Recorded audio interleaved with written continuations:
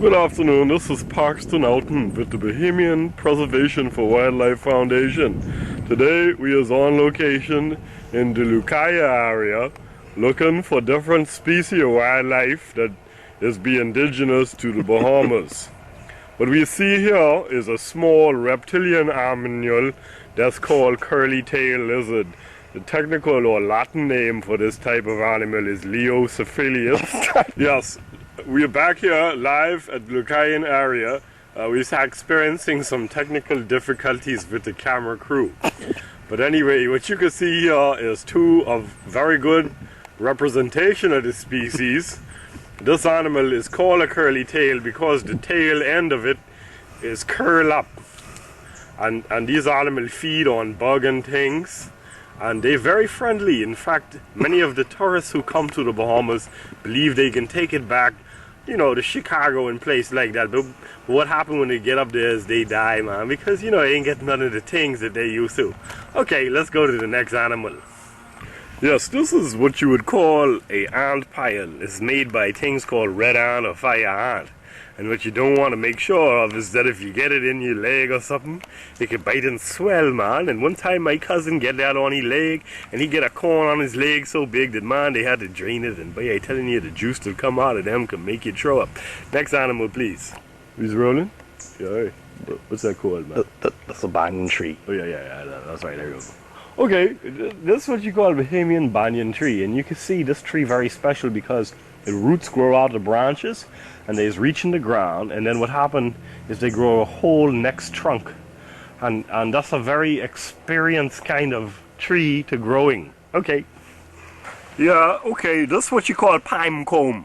Pine cone, that's the seed that come off the casuarina tree, which is a very special tree to the Bahamas because it provides the pine cone would step on your feet, and man, they telling you that'll hit your toes.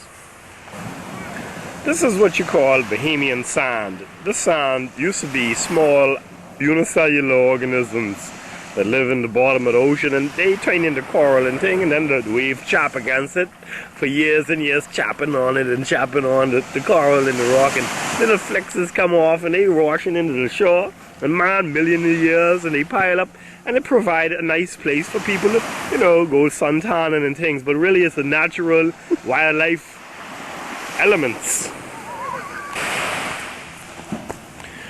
I believe that's a seashell.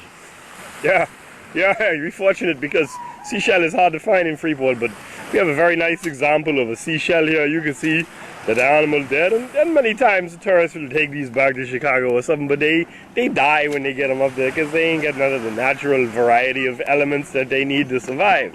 So that's a beautiful example of Bahamian seashells.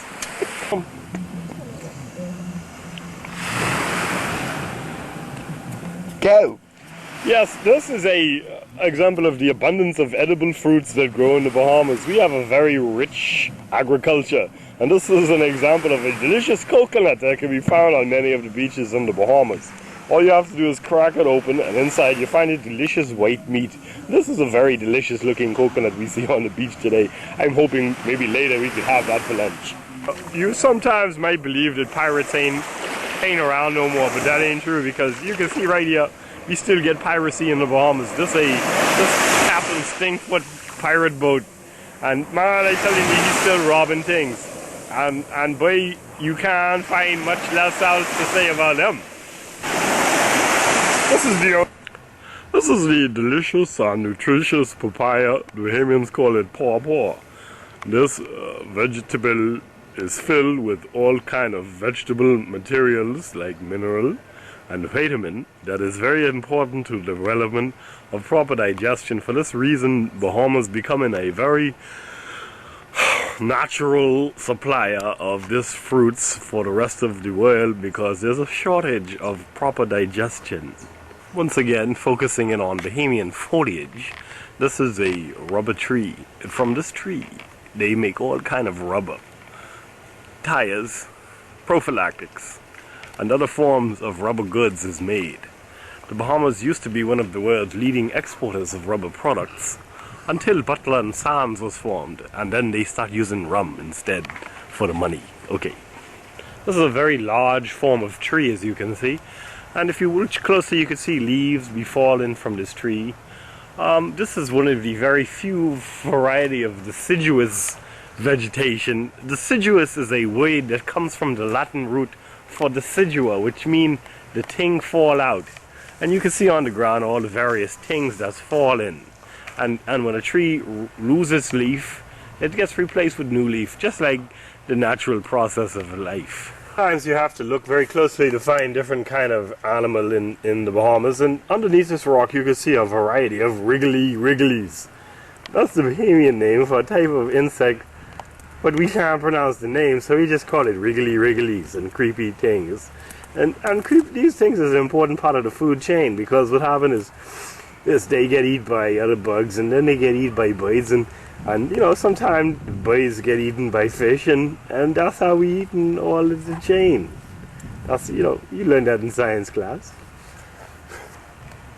In the Bahamas, we have many varieties of bird life.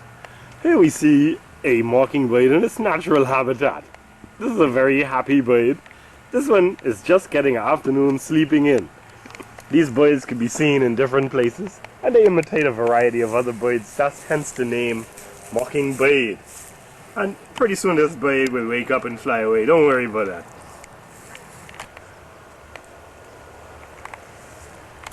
Did you get it? No. They're flying away now.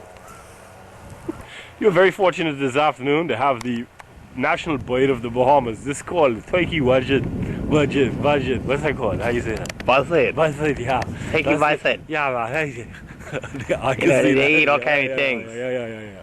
All right, man. Well, yeah. Yeah, you know. You can say that. Okay. You see the play. All right. Next frame. Wait a minute. Tell them. All right. Yeah, You gotta tell them what they can eat, you know. No, man. Now shut up. I didn't narrate her. This birds is cycling. They're probably looking for that same bait we throwing in. Yeah, but no, these is birds of prey, and there is a variety of birds that scavenge on dead animal and things, and we believe that these birds is very majestic. Get some good shots, boy. Keep going. These very majestic birds. Okay, just film it.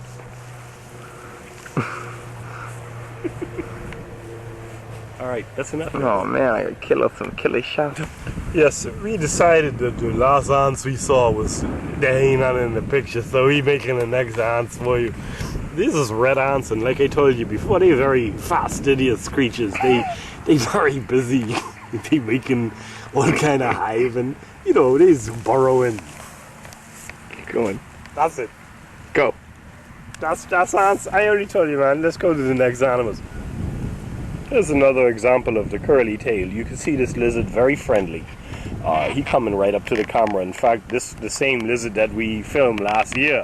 He getting bigger, and he eat bug and things, and they come from a small egg. In fact, lizards is a very special animals because they just like chicken. They lay egg just like chicken, and that's why in the Bahamas science we believe that chicken and lizard is really the same animal, but one get longer feathers.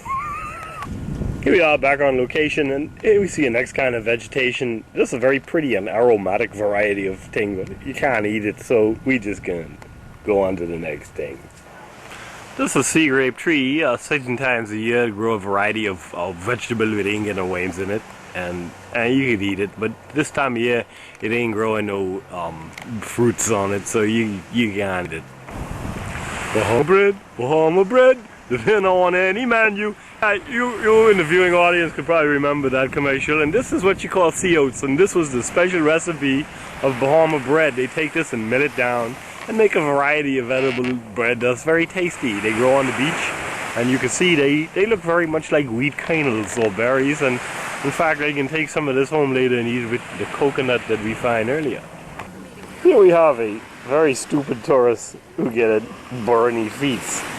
Sandburr is a very nuisance thing that you can find in Freeport that's grow on a plant and by the ocean, and they get stick in your feet and very nasty cuts, and sometimes your toe have to be removed if it get burrow in too far, but this one looked pretty good. I think this man could survive.